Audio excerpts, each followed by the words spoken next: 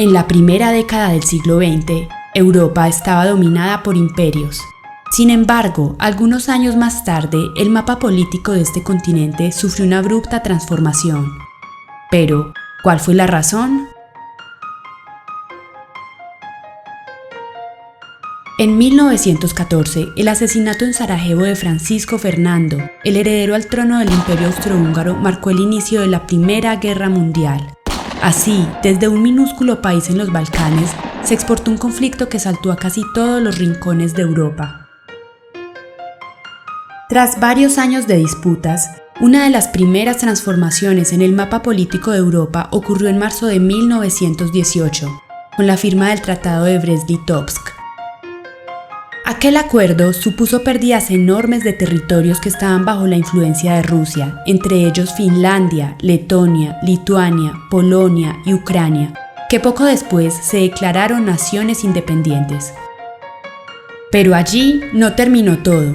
Tras años de luchas en las trincheras, en agosto de 1918, la derrota alemana en la Segunda Batalla de Marne marcó el principio del fin para las potencias centrales, como era llamada la coalición de Bulgaria y los imperios alemán, austrohúngaro y otomano.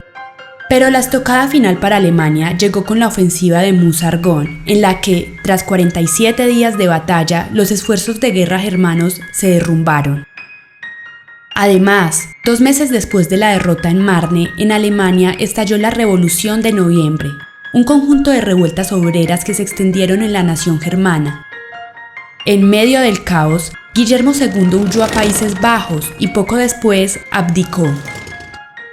Más adelante, tras la firma del armisticio y del Tratado de Versalles, los imperios alemán y austrohúngaro se disgregaron en un puñado de países como Alemania, Prusia Oriental, Checoslovaquia, Austria, Hungría, Yugoslavia y Albania.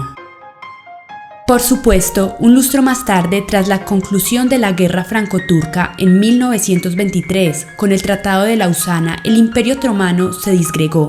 Precisamente, con la firma de este convenio se fijaron las fronteras actuales de la República de Turquía.